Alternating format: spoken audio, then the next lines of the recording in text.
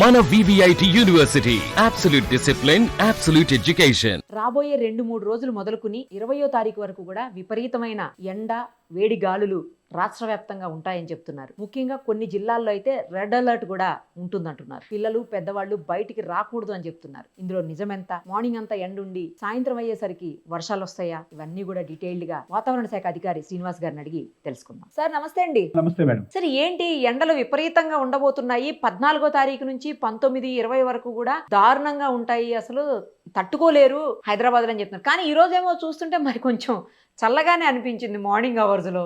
ఏది నిజం ఇందులో? మనకి ఈ నెల 16వ తారీఖు నుంచి ఉత్తర తెలంగాణ ప్రాంతంలో టెంపరేచర్లు 45 డిగ్రీలు దాటి ఉండే అవకాశం ఉంది కొన్ని జిల్లాల్లో. వాటికి మనము రెడ్ అలర్ట్ పెట్టడం జరిగింది. మిగిలిన జిల్లాలలో మనకి ఆ రోజు నుంచి హైదరాబాద్ దాని పరిసర ప్రాంతాల్లో కూడా ఆరెంజ్ అలర్ట్, అంటే 41 డిగ్రీలు దాటి 43 డిగ్రీల వరకు ఉండే అవకాశం ఉంది తెలంగాణ మొత్తము. అయితే ఈ నెల 16 నుంచి ఇంచుమించు 20 వరకు చాలా చోట్ల మనకి టెంపరేచర్ రైజ్ అనేది ఉంది. అయితే ఇదేమి కొత్త విషయం కాదు. మనకి నార్మల్ నుంచి ప్రస్తుతం 30-40 ఏళ్ల నార్మల్ టెంపరేచర్ తో పోల్చినట్టయితే ప్రస్తుతం 1 నుంచి 2 డిగ్రీలు ఎక్కువ ఉంది. ఇది మరొక 3 నుంచి 4 డిగ్రీల వరకు కూడా పెరిగే అవకాశం ఉంది. ఇది కూడా మనకి ప్రతి సమ్మర్ లోనూ కొన్ని రోజులు, ఒక 4-5 రోజులు ఈ రకంగా హీట్ వేవ్స్ రావడం కూడా నార్మల్ విషయమే. అసలు ఎల్లో, ఆరెంజ్, రెడ్ అలర్ట్స్ అనేవి ఎంత టెంపరేచర్ లో ఇస్తారు సార్? మనకి ఎల్లో అలర్ట్ అంటే 36 నుంచి 40 డిగ్రీల వరకు టెంపరేచర్ ఎక్స్పెక్ట్ చేసే డిస్ట్రిక్ట్లకి ఎల్లో అలర్ట్ పెడతాము. 41 నుంచి 44 డిగ్రీల వరకు టెంపరేచర్ ఉన్నట్టు ఎక్స్పెక్ట్ చేస్తే ఆరెంజ్ అలర్ట్.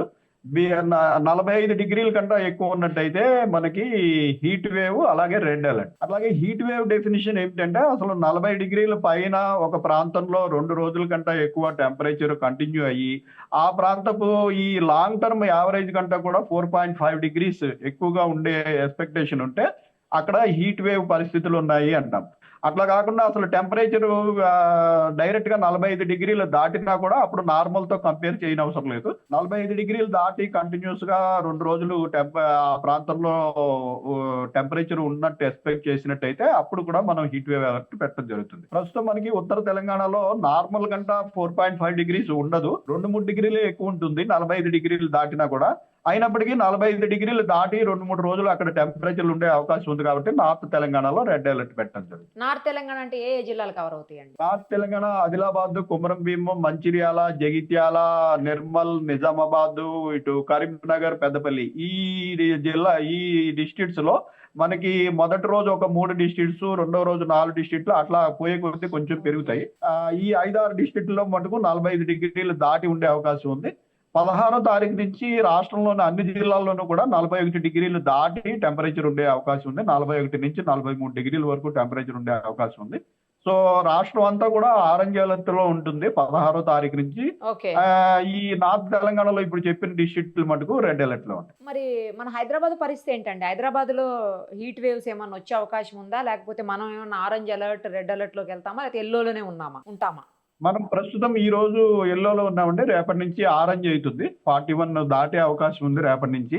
అయితే హైదరాబాద్ లో హీట్ వేవ్ అయితే ఎక్స్పెక్ట్ చేయడం లేదండి. హైదరాబాద్ లో 41 to 43 డిగ్రీస్ మధ్యలోనే రాగల 4-5 రోజుల్లో టెంపరేచర్ ఉండే అవకాశం. అంటే కొంచెం సమ్మర్ వచ్చే టైంలో, సమ్మర్లో ముఖ్యంగా ఎస్పెషల్లీ ఎండింగ్ వచ్చేటప్పుడు రోహిణీ కార్తె అని ఉంటుంది.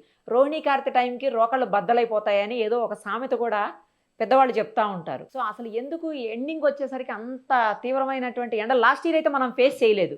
లాస్ట్ ఇయర్ కొంచెం మంచిగా ఉంది, బాగుంది, ఇంత వేడైతే లేదు. కానీ ఈ సంవత్సరం మాత్రం దారుణంగా ఉండబోతుంది అంటున్నారు. మనకి ఈ విండ్ డైరెక్షన్స్ మీద ఆధారపడి ఉంటుందండి. మనకి అది ఎంత పీక్ సమ్మర్ అయినప్పటికీ మనకి విండ్ డైరెక్షన్స్ కనుక ఇటు వెస్టర్లీ డైరెక్షన్, ఈస్టర్లీ డైరెక్షన్ నుంచి విండ్స్ వచ్చినట్టయితే మనకి మాయిశ్చర్ ఇన్కర్షన్ ఉంటుంది. అప్పుడు అంత టెంపరేచర్స్ పెరగవు.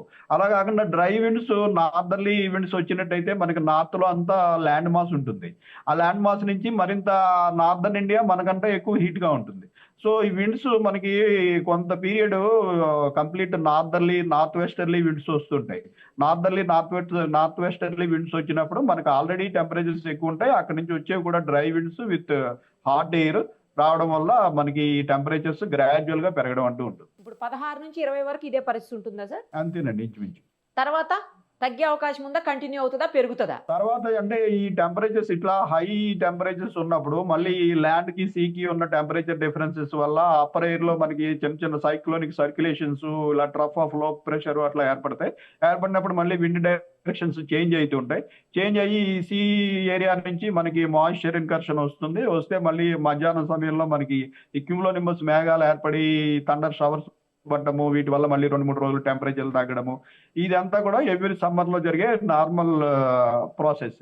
సో రాబోయే కొద్ది రోజులు పిల్లలు పెద్దవాళ్ళు బయటికి ఎండలో వెళ్ళకుండా ఉంటే బెటర్ అంటారు. అంతేనండి. మెయిన్ గా మనకి 11 నుంచి 4 గంటల వరకు టెంపరేచర్స్ ఎక్కువ ఉంటాయి కాబట్టి ఆ సమయంలో మాక్సిమం బయటికి వెళ్ళకుండా ఉంటే చాలా మంచిది. Thank you so much. Okay, thank you.